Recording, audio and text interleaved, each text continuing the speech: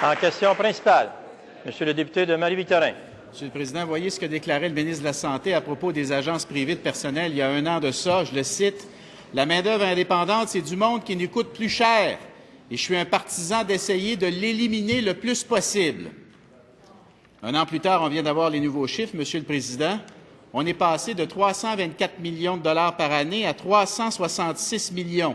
Ça, c'est pour l'ensemble des agences privées de personnel. Si on prend juste les agences d'infirmières, la hausse est encore plus fulgurante. On dépassait 158 millions. On dépensait, dis-je bien, 158 millions. On approche des 200 millions pour des agences du privé qui nous coûtent de 15 à 30 plus cher que le personnel régulier, Monsieur le Président. Monsieur le Président, pourquoi le ministre préfère-t-il payer plus cher pour du personnel d'agences privées alors qu'il pourrait prendre cet argent du public pour embaucher des infirmières du public pour améliorer les services de santé du public?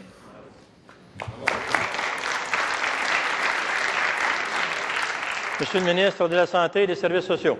Monsieur le Président, on va refaire un peu l'histoire. Si on a des difficultés dans le réseau de la santé au niveau du personnel infirmier, au niveau des médecins, je l'ai rappelé à l'étude des crédits, c'est parce que le Parti québécois, non seulement les a mis à la retraite, il a baissé également le nombre d'admissions dans les soins infirmiers et nous sommes en train de rebâtir un réseau de la santé et des services sociaux qu'ils ont détruit à l'époque. C'est la raison principale. Un instant, Monsieur le ministre. Il y a trop de bruit.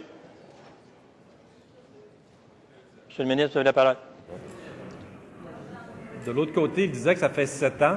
Je leur rappellerai que ça prend 10 minutes mettre un médecin à la retraite, ça prend 10 ans en reformer un nouveau. Donc, c'est pour ça qu'on vient encore sur les mêmes conséquences.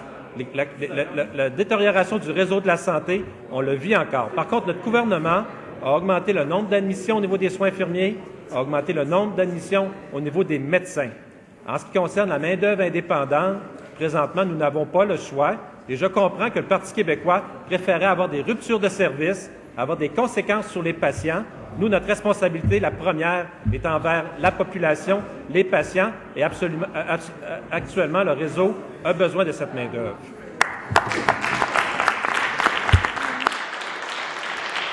En question complémentaire, Monsieur le député de Marie-Victorin. Monsieur le Président, c'est possible de réduire l'utilisation des agences privées d'infirmières. À l'hôpital de Sainte-Anne-des-Monts, ils ont donné des postes à temps plein à plus d'infirmières et résultat, ils ont diminué les coûts d'agences privées de 1,3 million à 500 000 $ par année. Ils ont fait économiser aux contribuables 800 000 $ par année.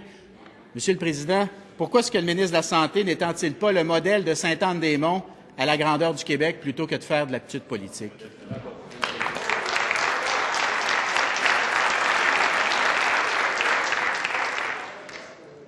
Un instant, Monsieur le ministre.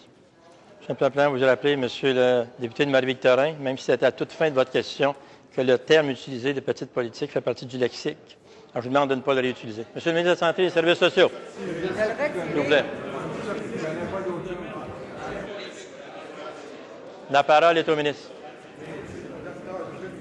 Monsieur le Président, la politique minable, c'est la spécialité du député de Marie-Victorin. Okay? Bravo. Oui.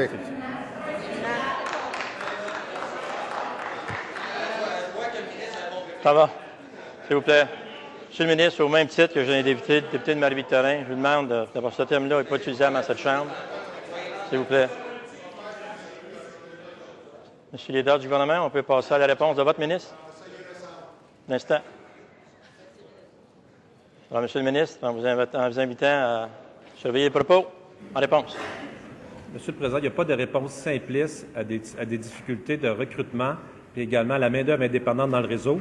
Tout établissement qui veut faire des ententes particulières avec leur personnel, soit par des postes à temps plein, de la réorganisation du travail, de l'aménagement du temps de travail, c'est possible de le faire.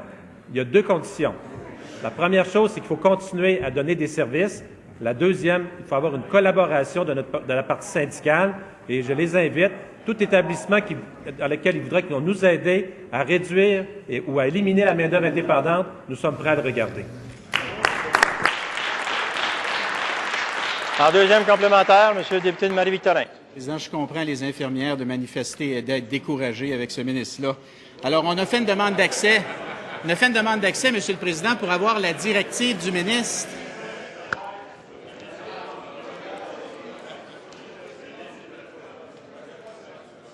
d'instant. S'il vous plaît. Question est correctement posée. Monsieur le député de Marie-Victorin.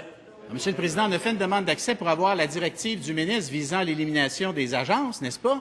Or, retour de la demande d'accès, il n'y a pas de directive. Il n'a envoyé aucune directive aux établissements de santé pour leur dire d'éliminer le recours aux agences privées. Monsieur le Président, des belles paroles. Qu'est-ce que le ministre attend pour envoyer une directive aux établissements de santé pour leur dire « fini les agences privées d'infirmières » ?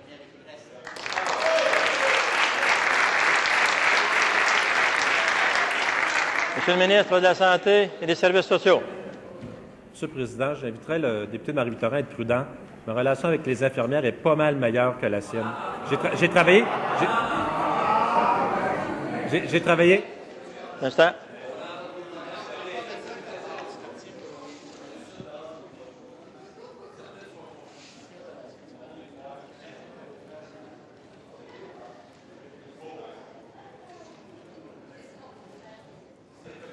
À ma gauche, s'il vous plaît.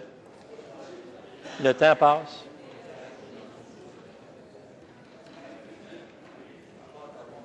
Monsieur le ministre de la Santé et des Services sociaux.